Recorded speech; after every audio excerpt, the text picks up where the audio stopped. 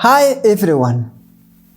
We have all heard that drink 8 glasses of water each day. But where did this come from? And is it actually true? Let's dive into the origins, unpack what science really says, and also explore what is the future of hydration. I'm Dr. Joshua Nderitu, a family physician. I have interest in public health and cancer prevention and treatment. In this video, we are going to look into the idea of drinking 8 glasses of water a day. We look at where did the idea come from, and is it science backed, and is it really what we all need? Let's dive into it. Back in 1945, the US Food Administration Board recommended consuming water in proportions to food intake. This is how much food you take is what was to determine how much water you should drink. And this was based on 1 milliliter per calorie. So for a typical person who is taking 1,900 calories in his diet, then he is expected to be taking about 1.9 liters of water. So this is approximately like 8 glasses of water. But this critically included all the water intake in a day of an individual. So what this meant is that the water you are taking in the food you are taking, the water from whatever beverages you are going to take, and also the plain water that you are going to take. So it was not just the water. Yet over time, this suggestion has changed to be equated that every day, every individual should take 8 glasses of water. And this has become like the norm that everybody is being encouraged to take 8 glasses of water. So in 2002, a researcher called Hennes Valentin examined the evidence and confirmed that there was no scientific basis basing the 8 glasses of water daily for every individual. In fact, he emphasized that the human body is actually has its own way of regulating its own water needs using the various neuroendocrine mechanism. And this the body can comfortably maintain its fluid balance, especially for healthy adults, so rigid that it is not necessary for anybody to have a standard recommendation on what everybody needs to take. So what are the evidence recommendations saying about water intake? The National Academy of Science and Engineering recommends about 3.7 liters of water for an average man and 2.7 liters of water for an average lady. And this includes water from all the fluids and even the food that you are taking. So this is what is recommended. But the recent water research turnover involving about 6,000 adult individuals across 26 countries showed a lot of variability in the daily water turnover need, ranging from 1 to 6 liters depending on various individual needs and various activities that the individual is engaged in. So that means that many healthy adults meet their healthy needs, water needs, by hydration through their body response mechanism. So the 8 glasses is not just standard for everyone, but your water needs is dependent on your age, the climate you are working in, what are your activities, and also your body size. So what this means is that hydration is more of a personalized activity, and it is more of a personalized undertaking. So there is a need to be able to hydrate adequately, but also be able to hydrate wisely.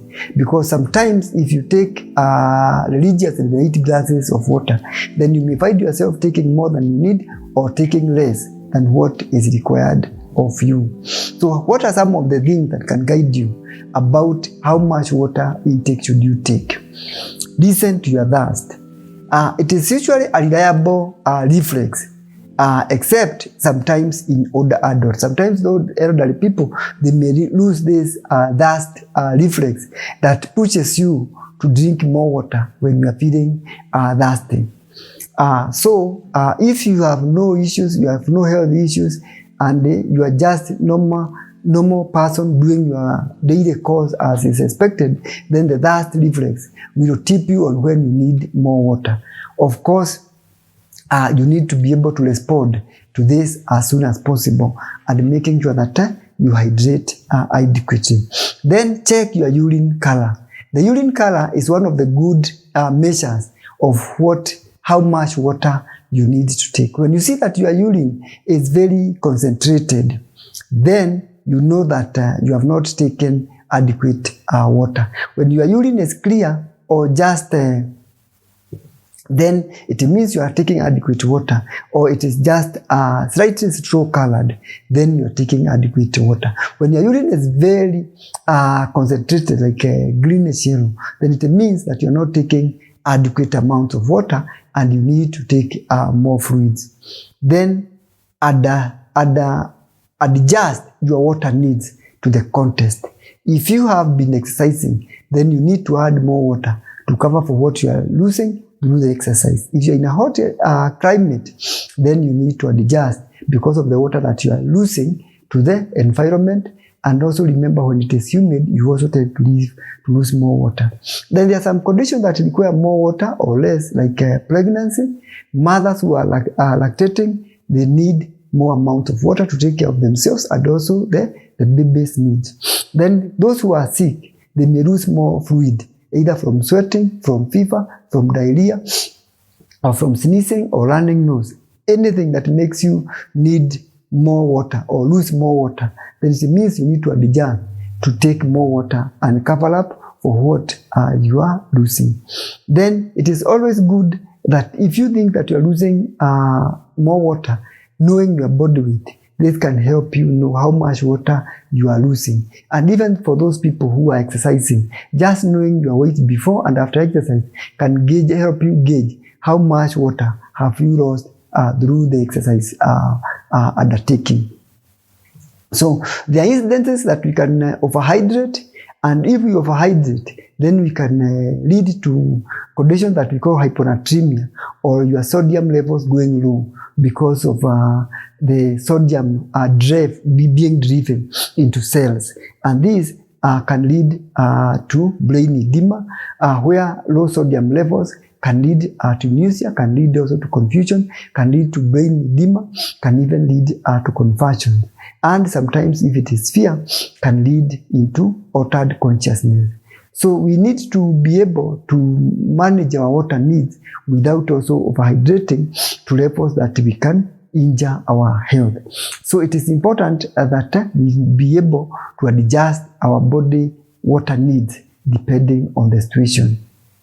So as the global temperature rises, also hyponatremia is expected to increase, especially among vulnerable groups. And the vulnerable groups are the people who are not able to adjust their water need reflex as adequately as possible. These include the elderly, the farm workers, and also sometimes athletes because of overexercising. So what is the future of hydration, and how can we make sure that we are hydrating adequately?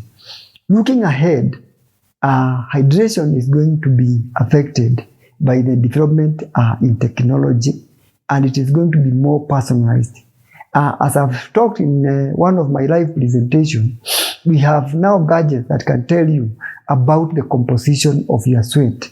And these sensors, they can be able to tell when your sweat is more concentrated and you are already lacking water, and they can help you to trigger you to take more fluids so that you take care of the deficit that you have.